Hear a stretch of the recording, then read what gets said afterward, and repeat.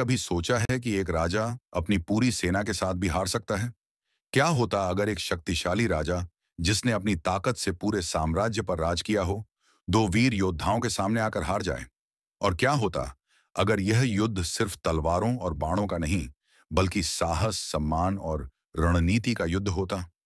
यह कहानी है राजा भोज और आल्हा उदल की, जहां हर मोड़ पर आपको वीरता, संघर्ष और विश्वास की शक्ति देखने को मिलेगी। राजा भोज अपनी पूरी ताकत और विशाल सेना के साथ बुंदेलखंड पर हमला करता है, लेकिन उसे वहां आल्हा और ऊदल जैसे दो महान योद्धाओं से मुकाबला करना पड़ता है। क्या राजा भोज अपनी ताकत से इन वीरों को हरा पाएगा, या फिर आल्हा और ऊदल की वीरता उसे पूरी तरह से हरा देगी?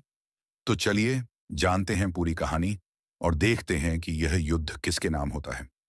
राजा भोज और आल्हा ऊदल की रोमांचक कहानी। यह कहानी उस समय की है जब मालवा का राजा भोज अपनी ताकत और साम्राज्य को और बढ़ाने का सपना देख रहा था। राजा भोज को यह विश्वास था कि उसका साम्राज्य सबसे बड़ा और सबसे ताकतवर होना चाहिए, और इसके लिए वह बुंदेलखंड पर हमला करने का विचार कर चुका था।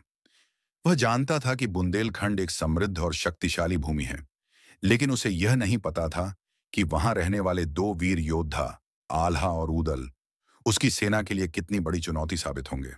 राजा भोज ने अपनी विशाल सेना तैयार की और अपनी योजना को लागू करने के लिए बुंदेलखंड की ओर बढ़ने लगा।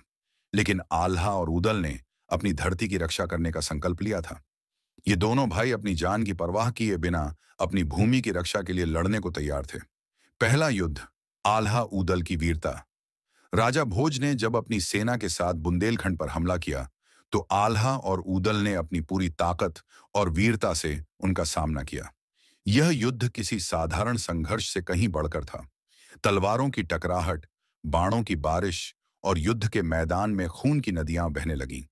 राजा भोज की विशाल सेना के सामने आल्हा और ऊदल ने ऐसा मुकाबला किया कि वे पूरी सेना को घेरने में सफल रहे।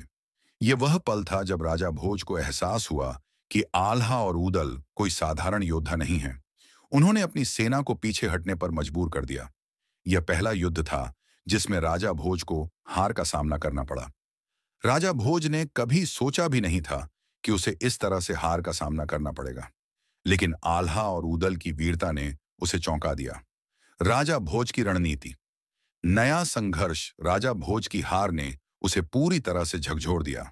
उसने ठान लिया कि अब वह आल्हा और ऊदल को हराकर ही दम लेगा। उसने अपनी सेना को और मजबूत किया और एक नई रणनीति बनाई। राजा भोज ने अपने गुप्तचरों के जरिए आल्हा ऊदल की कमजोरियों का पता लगाया और अपनी सेना को और बेहतर तरीके से तैयार किया। अब राजा भोज के पास एक नई योजना थी, और वह यह सुनिश्चित करना चाहता था कि इस बार आल्हा और ऊदल को हराया जाए। दूसरा युद्ध, एक निर्णायक संघर्ष। राजा भोज ने अपनी नई रणनीति के साथ फिर से हमला किया। इस बार आल्हा और ऊदल ने भी अपनी पूरी ताकत से मुकाबला किया। यह युद्ध पहले से कहीं ज्यादा भयंकर था। दोनों सेनाएं एक दूसरे पर टूट पड़ीं और युद्ध का मैदान खून से लाल हो गया। राजा भोज ने अपनी सेना के साथ आल्हा और ऊदल को घेर लिया, लेकिन आल्हा और ऊदल ने अपनी धरती की रक्षा के लिए हर हथकंडा अपनाया। यह युद्ध इतना भीषण था कि दोनों पक्षों को भारी नुकसान हुआ। राजा भोज की सेना ने जीत तो हासिल की, लेकिन आल्हा और ऊदल की वीरता ने उसे थका दिया था। राजा भोज ने महसूस किया कि इन दोनों भाइयों को हराना इतना आसान नहीं था। उनकी वीरता, साहस और संघर्ष ने उसे एक नया पाठ पढ़ाया। आल्हा ऊदल की अद्वितीय वीरता। आल्हा और ऊदल के बारे में कहा जाता है कि उनकी तलवारें दुश्मनों के दिलों को चीर सकती थीं। उनका शौर्य युद्ध के मैदान में एक अलग ही रंग भरता था। इन दोनों भाइयों ने न केवल अपनी शारीरिक ताकत से, बल्कि अपनी बुद्धिमानी और धैर्य से भी युद्ध लड़ा।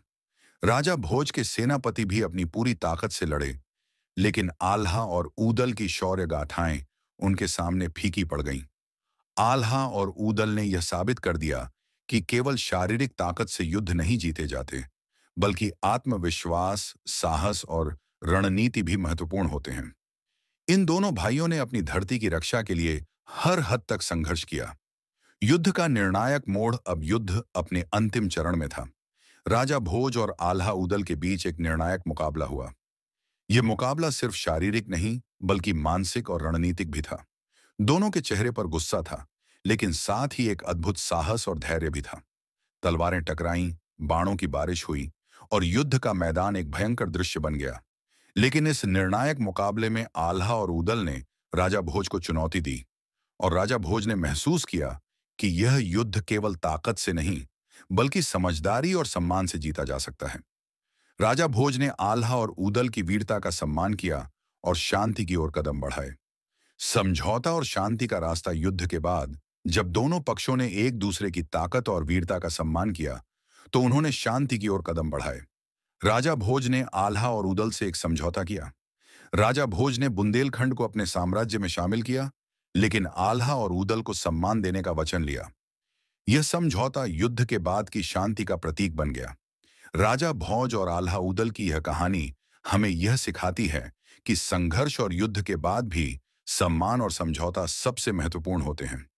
अगर आपको यह कहानी पसंद आई हो, तो हमारे वीडियो को लाइक और शेयर जरूर करें। हमारे चैनल स्टोरी चाणक्य आरपी को सब्सक्राइब करें और बेल आइकन दबाना न भूलें, ताकि आप हमारी नई कहानियों को सबसे पहले देख सकें। आपके सपोर्ट से ही हम और बेहतरीन कहानियां ला पाएंगे।